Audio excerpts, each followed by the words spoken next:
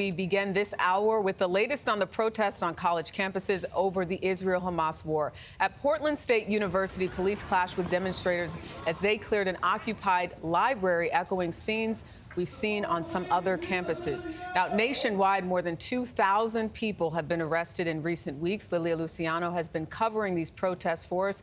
She discovered some of the strife comes not from the actions, but from the language being used on campuses.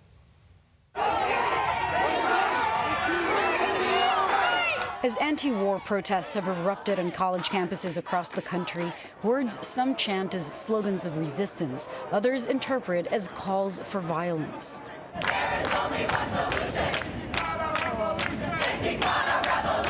One example, the word Intifada, an Arabic word commonly used to describe an uprising, which also references previous chapters of deadly clashes between Palestinians and Israelis. Unfortunately, that language is not only divisive, but people shut down when they throw those things out. I lived through the second Intifada. I'm largely deaf in my left ear because of an Israeli bombing that killed two of my friends and almost killed me. Ahmed Fouad al-Khatib is a Palestinian-American who says he has lost 31 members of his own family in the current war in Gaza. Intifada is not this beautiful thing that you just wear a scarf and you go out and participate in. Intifada is bloodshed.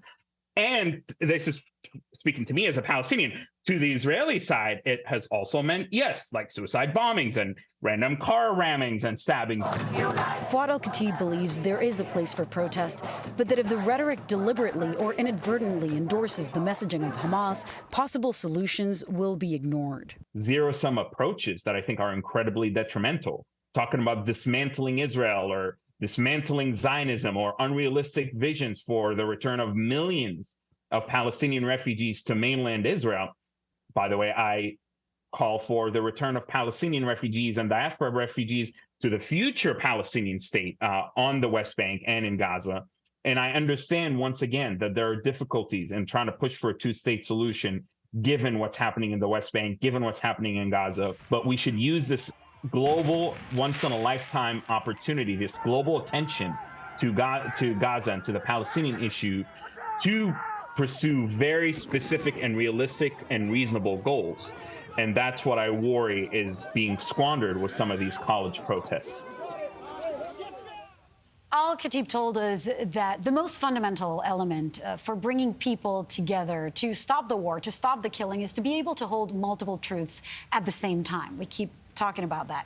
And also to not lose sight of the humanity of both the Palestinian victims every day of this war in Gaza and the Israeli victims, and from other countries too, of October 7th. Right. I think it's important that, and I know he's just one voice, but Mr. Al-Khatib talks about that word Intifada, which for many Jewish people, many Israelis, is one of horror. He actually says to you that Intifada is bloodshed. And I think that's important for people to know if they casually use language that they don't have any context around. And I like that he explained that. And I've also heard from a Columbia professor who is a Jewish professor who tells me this just means revolution. The students are just calling for, rebelling against what's happening in Gaza. So language, very important to always understand matters. the intention. It can be somewhat counterproductive to what the intended protest is for. That's what he's saying. You just wish that the protesters were thoughtful enough to think about that. But I think they're so focused right now on their points that there's the divide. And there's a difference between the protests outside of campus and the protests inside of campus. It can't all be conflated. Absolutely. Lilia Luciano, thank you so much. Always good to see you.